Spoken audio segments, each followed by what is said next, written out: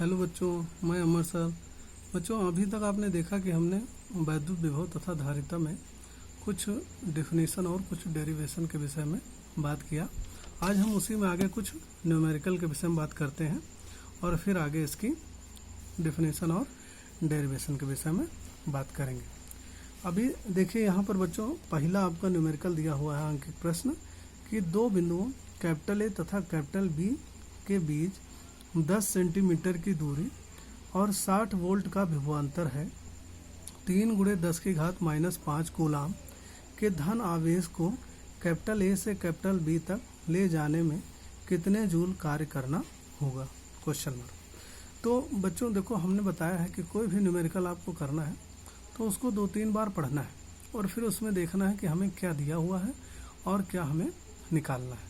तो यहाँ पर देखिए बच्चों, यहाँ दिया है कि दो बिंदुओं कैपिटल ए तथा कैपिटल बी के बीच 10 सेंटीमीटर की दूरी और 60 वोल्ट का विभवांतर है। तो बच्चों अगर हम देखें कि दो बिंदु हैं, मान लिया कि ये हमारा बिंदु ए हो गया और ये आपका बिंदु बी हो गया। अब यहाँ पर अगर आप देखेंगे तो यहाँ पर अगर आप देखें तो इसके बीच की जो दूरी है वो 10 सेंटीमीटर है। फिर उसके बाद इन्होंने बोला कि इसके बीच का जो विभवांतर है, यानी कि बीच का विभवांतर कितना दिया है? 60 वोल्ट ये आपका दिया हुआ है। तो अगर ये 60 वोल्ट देखेंगे तो हम इसको ऐसे लिखते हैं VA माइनस का VB। अगर देखा जाए तो हम इसको डेल्टा V बोल सकते हैं, या फिर आप देखो तो इसको डेल्टा V कह सकते हैं, डेल्टा V बोलिए, या फिर इसी को आप V1 V2 बोल सकते हैं। अब यहाँ पे V है तो आप इसको क्या करिए, यहाँ पे VA माइनस VB कर लीजिए, या फिर आप V1 माइनस V2 कर लीजिए। अब यहाँ पे देखिए तो आपका क्या दिया हुआ हल में कि VA minus VB equal 60 volt. अब उसके बाद कह रहा है 3 × 10⁻⁻5 कूलाम का धन आवेश। देखो Q इक्वल टू 3 × 10⁻⁻5 कूलाम दिया हुआ है। अब कह रहा है कि धन आवेश को ए से बी तक ले जाने में कितने जूल कार्य करना होगा। तो कितने जूल कार्य करना होगा, यानी कि WAB इक्वल टू क्या? Question mark. तो बच्चों फार्मूला आपने पढ़ा है कि V बराबर W/Q, या फिर डेल्टा V बराबर डेल्टा W/Q पढ़ा है, क्योंकि हम लोगों ने विभव का फार्मूला सीखा है, विभव की परिभाषा भी सीखी है कि एकांक आवेश पर काम करने वाले या कार्य करना को हम लोग क्या कहते हैं? विभव कहते हैं। तो या फिर कार्य करने की दर बोल सकते हैं। तो यहाँ पर देखिए VA minus VB equal WAB/Q हो गया। अब देखो हमको क्या निकालना है? WAB निकालना है, यानी कि WAB इक्वल ये इससे मल्टीप्लाई हो जाएगा तो स्मॉल ब्रैकेट में VA minus VB into Q हो जाएगा।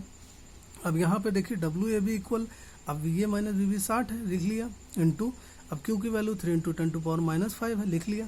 अब WAB इक्वल 60 को 3 से मल्टीप्लाई किया तो यहाँ कितना हुआ? 180 इंटू 10⁻⁻5। अब यहाँ थोड़ा स्टैंडर्ड फॉर्म में कर लेंगे तो यहाँ पे 100 से मल्टीप्लाई कर दीजिए, 100 से डिवाइड, या फिर 10⁻2 से मल्टीप्लाई, 10⁻2 से डिवाइड। तो आप देखेंगे जब 100 से डिवाइड करेंगे तो 1.8 आएगा WAB इक्वल, और यहाँ 10⁻2 होगा, 10⁻⁻5 है, बेस है, जुड़ जाएगा, बेस सेम है, पावर्स जुड़ जाएंगे तो यहाँ पे कितना हो जाएगा? -5 + 2 तो -3 आपका आ जाएगा। तो यहाँ पर WAB इक्वल टू कितना हो जाएगा? 1.8 इंटू 10⁻3 जूल हो जाएगा। अब यहाँ पे आगे देखिए बच्चों, अगला क्वेश्चन आपका दिया हुआ है कि 5 कूलाम वाले एक वैद्युत आवेश को एक वैद्युत क्षेत्र में एक बिंदु से दूसरे बिंदु तक ले जाने में 25 जूल ऊर्जा खर्च होती है। यदि पहले बिंदु का विभव 10 वोल्ट हो तो दूसरे बिंदु का विभव क्या होगा? फिर वही बात बच्चों कि आपको कई बार न्यूमेरिकल पढ़ना है और फिर उसमें देखना है कि हमें क्या दिया हुआ है और क्या हमें हल करना है। तो यहाँ पर लिखा हुआ है कि 5 कूलाम वाले एक वैद्युत आवेश, यानी कि Q बराबर 5 कूलाम दिया है। अब कह रहा है कि एक वैद्युत क्षेत्र में एक बिंदु से दूसरे बिंदु तक ले जाने में 25 जूल ऊर्जा खर्च होती है, यानी कि W आपका कितना दिया हुआ? 25 जूल दिया हुआ। कह रहा है यदि पहले बिंदु का विभव यानी कि V1 दिया है 10 वोल्ट, तो कह रहा है दूसरे बिंदु का बताइए। तो यहाँ पर V2 इक्वल क्वेश्चन मार्क हो जाएगा। फिर फार्मूला आपका क्या होता है? डेल्टा V बराबर डेल्टा W/Q, या फिर V2 माइनस V1 बराबर W/Q। अब देखो V2 की वैल्यू नहीं पता, V2 निकालना है, माइनस V1 10 आपका दिया हुआ वोल्ट और W आपका 25 जूल दिया हुआ है, Q आपका 5 दिया है, हमने यहाँ पे रख लिया। अब आप देखिए V2 माइनस 10 इक्वल 25/5 हो गया।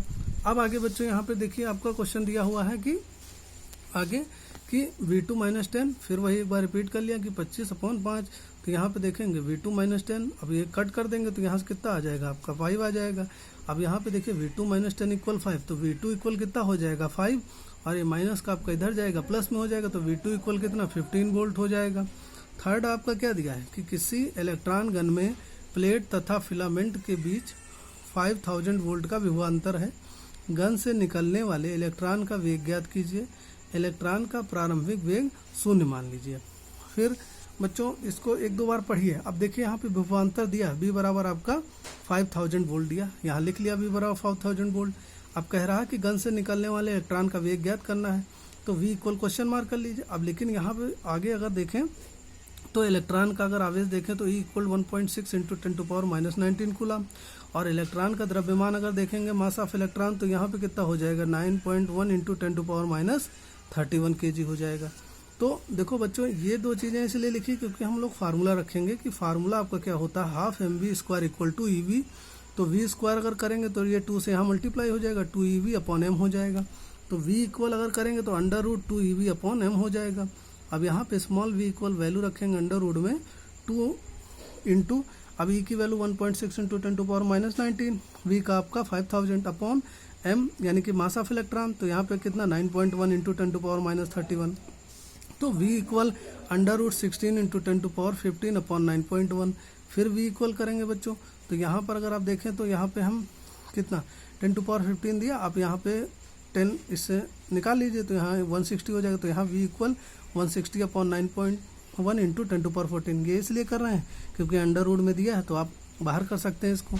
तो यहाँ पर देखिए V इक्वल √160/9.1 इंटू 10 कितना हो जाएगा 7 हो जाएगा, क्योंकि आपको पता है कि जो 10⁻7 का होल स्क्वायर है अगर वो अंडर रूट में है तो आपको पता है कि अगर बाहर रखेंगे तो वो कितना आ जाएगा 10⁻7 आ जाएगा। अब यहाँ पे देखिए V इक्वल यहाँ पे इसको डिवाइड कर दीजिए, फिर इसका अंडर रूट निकालेंगे तो V इक्वल कितना 4.1931 इंटू 10⁻7 हो जाएगा। तो V इक्वल अगर आप देखेंगे तो ये 1 है, यहाँ पे 9 है यानी 5 से अब यहाँ जुड़ जाएगा, तो V इक्वल 4.2 इंटू 10⁻7 मीटर पर सेकंड हो जाएगा। धन्यवाद।